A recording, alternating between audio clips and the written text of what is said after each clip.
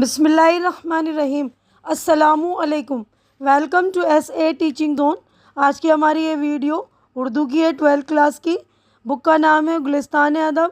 تو آج ہم کر رہے ہیں لیسن نمبر 11، سبق نمبر 11 ہے، جو کہ ایک آپ بیتی ہے جسے اختر الایمان نے لکھا ہے۔ تو اس ٹاپک کا نام ہے اس آباد خرابے میں۔ تو اس آباد خرابے میں ہم یہ دیکھیں پہلے اس میں کیا لکھا ہوا ہے، اس سے پہلے ہم آپ بیتی کے بارے میں پڑھیں گے، پھر ہمارے مصنف جو اختر الایمان ان کا تعارف دیکھیں گے۔ تو دیکھیے، آپ بیتی خود نوشت یا آپ بیتی کا مطلب ہے اپنی زندگی کا حال بیان کرنا۔ اس بیان کے دائرے میں پوری زندگی بھی آ سکتی ہے اور زندگی کا کوئی خاص دور یا واقعہ بھی۔ خود نوشت کیوں لکھی جاتی ہے، اس سوال کے کئی جواب ہو سکتے ہیں، مثلاً یہ کہ لکھنے والا اپنی یادوں کو مرتب اور محفوظ کرنا چاہتا ہے، یا یہ کہ لکھنے والا اپنے تجربوں میں پڑھنے والوں کو بھی شریک کرنا چاہتا ہے، یا یہ کہ لکھنے والا اپنے قاری کو یہ بتانا چاہتا ہے کہ اس دنیا اور اس کے لوگوں کو کس نظر سے دیکھا، کہ اس نے دنیا اور اس کے لوگوں کو کس نظر سے دیکھا۔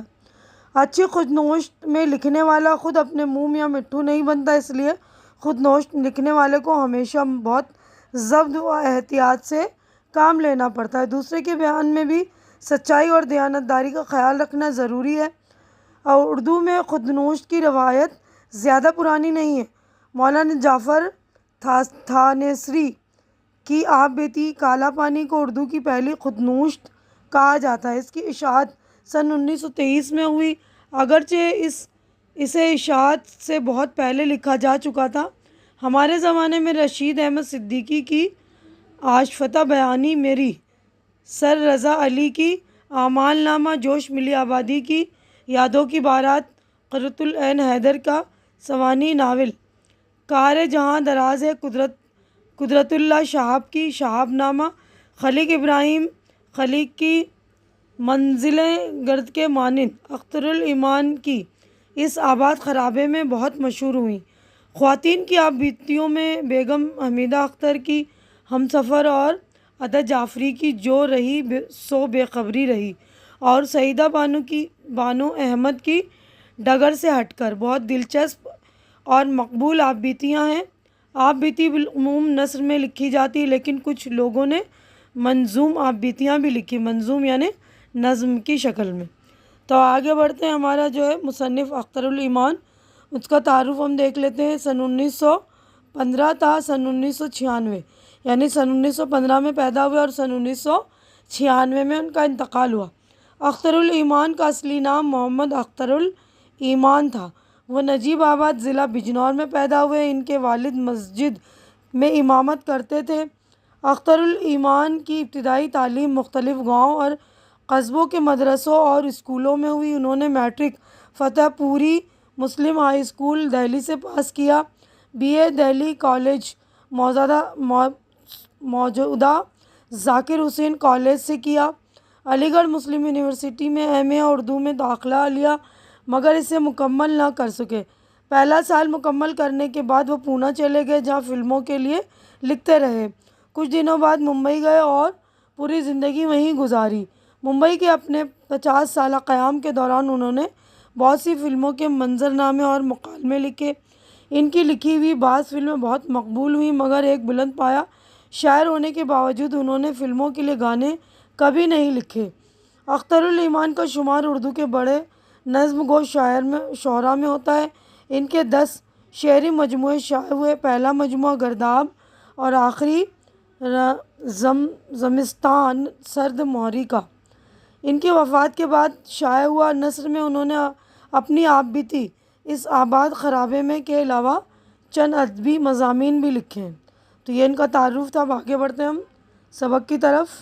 تو دیکھیے، اس لیسن کی جو اس آباد خرابے میں پوری ریڈنگ نہیں کروں گی، شارٹ کٹ میں اس کا جو بھی اہم پوائنٹ ہے وہ آپ کو سبق کے خلاصے کی شکل میں آپ کو بتا دیتی ہوں کہ یہ مضمون اختر الایمان کی آپ بیتی اس آباد خرابے میں کا ابتدائی حصہ۔ اس حصے میں اختر الایمان نے اپنے بچپن کے حالات بیان کیے ہیں۔ وہ لکھتے ہیں کہ ایک رات ہم کمباسی گاؤں سے چل کر عبداللہ پور جمنا نگر کے اسٹیشن پر پہنچے۔ پلیٹ فارم پر تیل کی لالٹین جل رہی تھی۔ ہمارے پاس ٹین کا ایک صندوق تھا۔ ابا نے ٹین کا صندوق میرے سر پر رکھ دیا اور باقی سامان خود لے لیا اور پیدل ہی سڑک پر چل پڑے۔ ہم کہاں جا رہے تھے یہ تو پتہ نہیں تھا، ہاں اتنا پتہ تھا کہ پچھلا گاؤں جہاں سے ہم چلے تھے اور ہم جس گھر میں رہتے تھے وہاں آصیب کا اثر تھا۔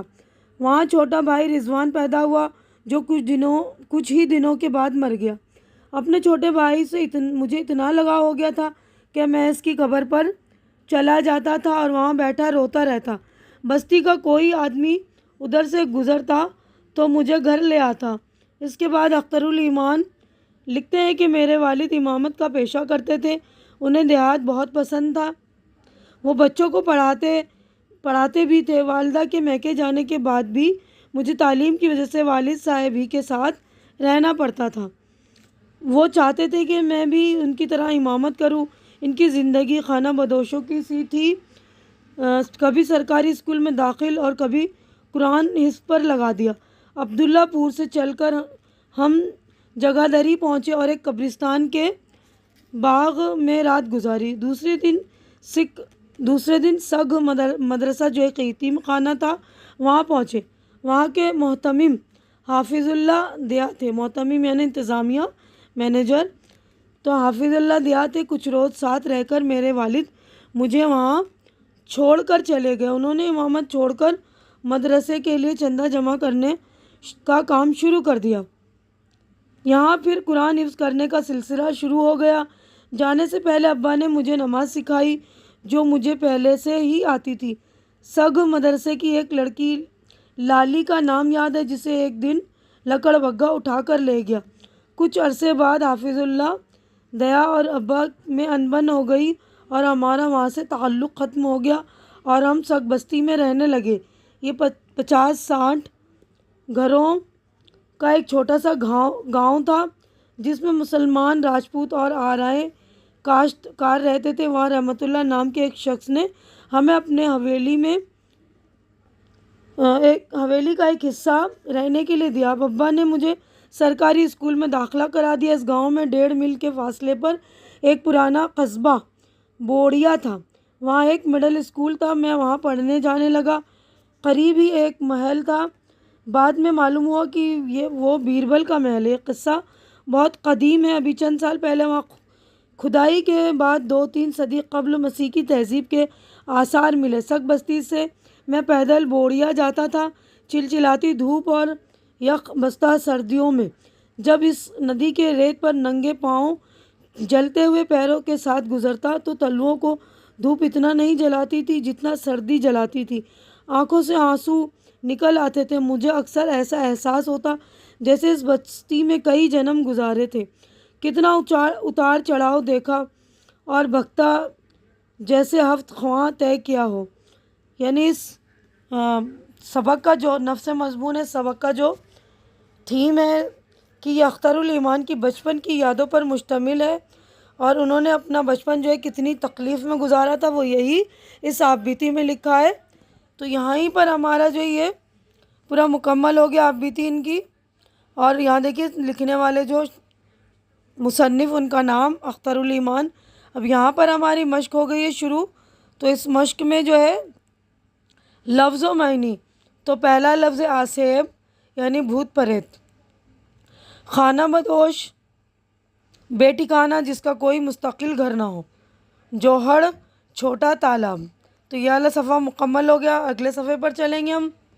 تو دیکھیے اگلے صفحے پر ہے ڈار، لفظ ہے ہرنوں کا جھنڈ، مرغوب پسندیدہ کانس ایک قسم کی لمبی گھاس جو غیر زراعتی زمین پر پیدا ہوتی ہے۔ روح رواں وہ شخص جو کسی کام کی اصل ذمہ داری سنبھالے ہوئے ہو۔ طباق سا چہرہ، چوڑا چکلا چہرہ۔ نرسل سرکنڈا نرکل، پیٹرے ایک قسم کی گھاس۔ چہے ایک چھوٹی آبی چڑیا۔ افزائش اضافہ زیادتی۔ قہر درویش، جان درویش غریب کا قصہ اپنے ہی اوپر نکلتا ہے۔ منہدم گرا ہوا، مسمار کیا ہوا۔ یک بستہ بہت زیادہ ٹھنڈا، برف کی طرح جمع ہوا۔ اس کے بعد ہفت خواہ یعنی کہ ہفت خواہ کے کاؤس کی رہائی کے لیے رستم مازندہ تک جو راستہ 7 دن میں طے کیا ہو اسے ہفت خواہ کہا جاتا ہے۔ مراد کٹھن اور مشکل کام، یعنی جو مشکل کام ہوتا ہے اس کے بولتے ہیں ہفت خواہ۔ اب ہمارا یہ جو الفاظ معنی لفظ و معنی مکمل ہو گیا۔ اب اسی سبق سے متعلق غور کرنے کی بات ہے۔ دیکھیے، ایک اچھی آپ بیتی میں صرف گزری ہوئی باتوں کا بیان ہی نہیں ہوتا بلکہ اس بیان کو حقیقت پر بھی مبنی ہونا چاہیے۔ اختر الایمان نے اپنی کامیابیوں کے ساتھ ساتھ اپنی خامیوں اور ناکامیوں کو بھی دیانتداری کے ساتھ بیان کیا ہے۔ اختر الایمان کی نثر بہت سادہ اور رواں ہے۔ بہت سادہ، صاف اور رواں ہے۔ ان کی نثر میں ذرا بھی تصنع اور آرائش نہیں، تصنع یعنی بناوٹ نہیں ہے۔ یہ اقتباس اختر الایمان کی خودنوش اس آباد خرابے میں کے اس حصے سے لیا گیا جب مصنف کو 11 سال کی عمر میں اپنا گاؤں چھوڑنا پڑا۔ غور کیجئے کہ چوتھے پیراگراف میں مصنف نے اپنے گاؤں کی کتنی اچھی اور سچی تصویریں پیش کی ہیں۔ تو یہ والا صفحہ ہمارا مکمل ہو گیا۔ اگلے صفحے پر ہم چلیں گے۔ دیکھیے، آباد خرابے میں تو یہاں پر سوالات ہو گئے شروع۔ تو ٹوٹل جو ہے 5 سوالات ہیں، 5 کے ہم جوابات دیکھیں گے۔ پہلا سوال ہے خودنوشت یا آپ بیتی کی تعریف بیان کیجیے۔ تو ہم نے پورا پڑھ لیا، پھر بھی جواب دیکھ لیجیے، سارے 5 کے جوابات ہم دیکھ لیتے ہیں۔ تو دیکھیے، خودنوشت یا آپ بیتی کا مطلب اپنی زندگی کا حال بیان کرنا۔ اس بیان کے دائرے میں پوری زندگی بھی آ سکتی ہے اور زندگی کا کوئی خاص دور یا واقعہ بھی۔ خودنوشت لکھنے والا اپنی یادوں کو مرتب اور محفوظ کرنا چاہتا ہے، یا یہ کہ لکھنے والا اپنے تجربے میں پڑھنے والوں کو بھی شریک کرنا چاہتا ہے، یا یہ کہ لکھنے والا اپنے قاری کو یہ بتانا چاہتا ہے کہ اس نے دنیا اور اس کے لوگوں کو کس نظر سے دیکھا ہے، اور خودنوشت میں اس نے جو کچھ بیان کیا ہے اس کے تجربے سے لوگ کچھ سیکھیں، عبرت حاصل کریں۔ سوال نمبر 2 دیکھتے ہیں اب ہم۔ تو دیکھیے، سوال نمبر 2 ہے، اختر الایمان کسی ایک طرح کی تعلیم پر کیوں نہ جم سکے؟ اختر الایمان کے والد کا پیشہ امامت تھا۔ ان کی خواہش تھی کہ ان کا بیٹا بھی ان کی طرح امامت کا پیشہ اختیار کرے۔ اختر الایمان کی تعلیم کا تصور ان کے والد کے ذہن میں وہی تھا جو انہوں نے خود حاصل کی تھی۔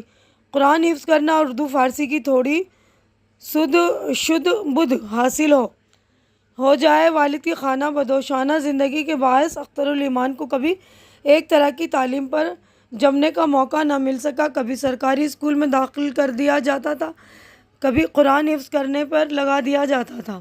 سوال نمبر 3 ہے، اپنے گاؤں رکڑی کی کیا کیا چیزیں اختر الایمان کو پسند تھی؟ تو جواب دیکھیے، اختر الایمان کو رکڑی گاؤں کی بہت سی چیزیں پسند تھی کیونکہ وہاں بہت سے جوہر تھے۔ جوہروں میں کنول اور نیلوفر کھلتے تھے۔